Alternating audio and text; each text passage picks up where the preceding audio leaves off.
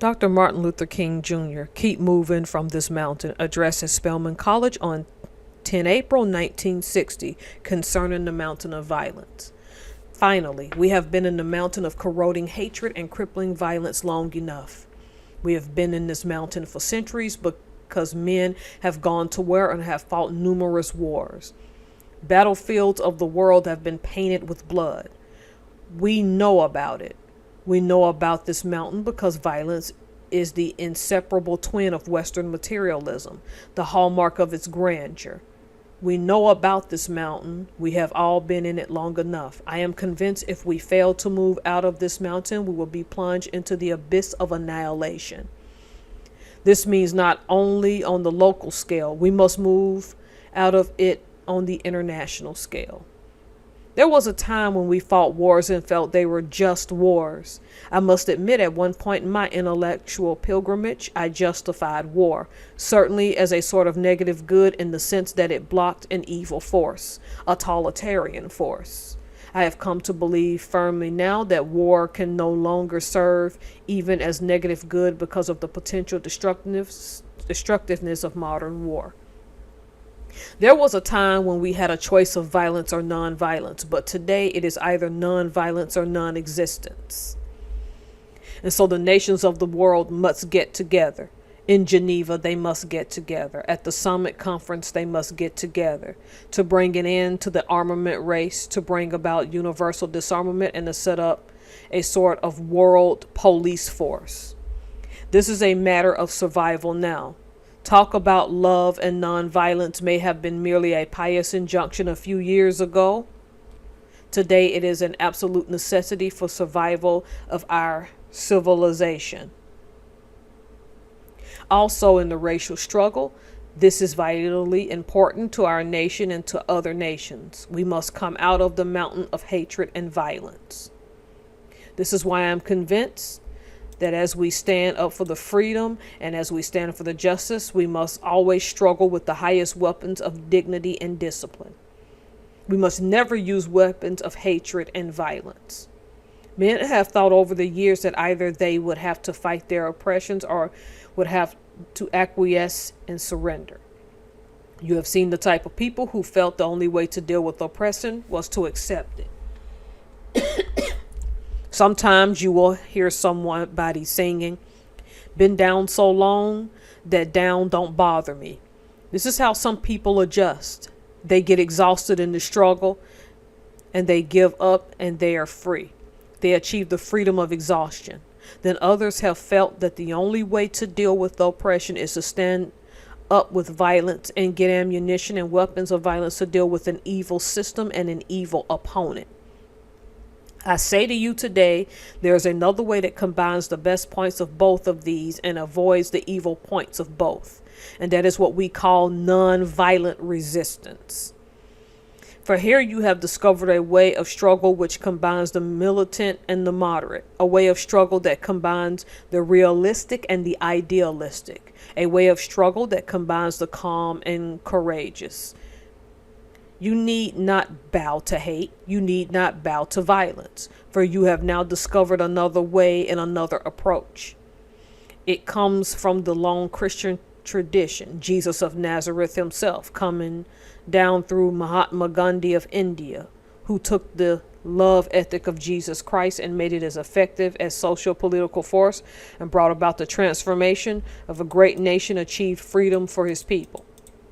I know you're asking, what do you mean about this love thing? You are talking about people who oppose you, loving people who are trying to misuse you, seeking to defeat you.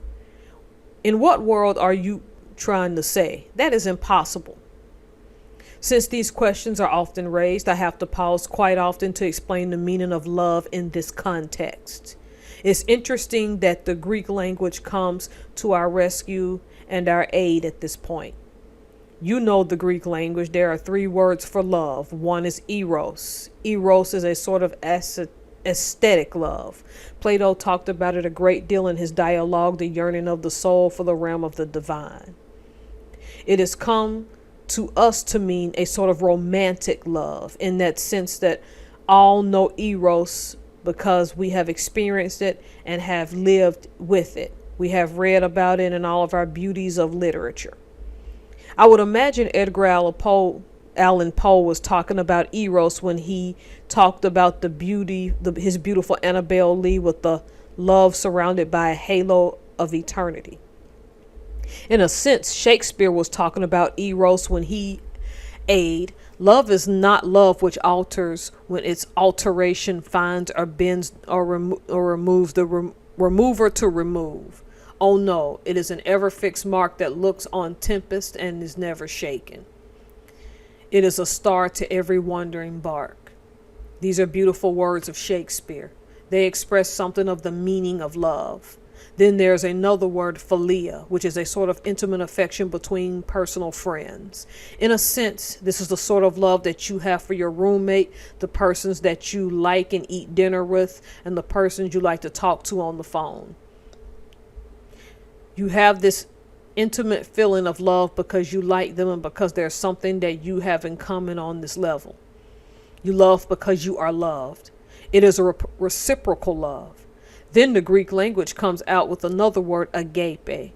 Agape is more than eros. It's more than philia. It is understanding, creative, redemptive goodwill for all men. It is a spontaneous love which seeks nothing in return. Theologians would say it is the love of God operating in the human heart.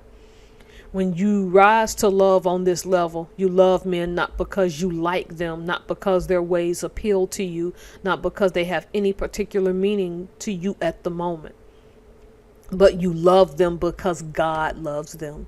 And so you rise to the point of loving the individual who does this evil deed while hating the deed that he does. I think this is what Jesus meant when he said, love your enemies. I am very happy he did not say like your enemies, because it is very hard to like some people. It is hard to like some senator who waters down the civil rights bill in Congress. It is pretty hard to like them. It is hard to like somebody who is bombing your house, who is seeking to kill you and defeat and destroy your children.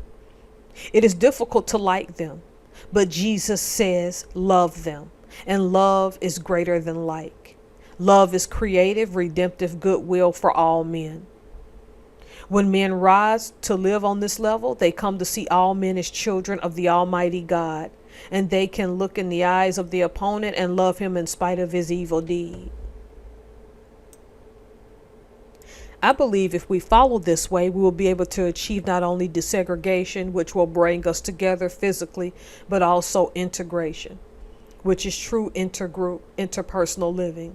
I believe if we will follow this type of love, we will go into the new age with the proper attitude.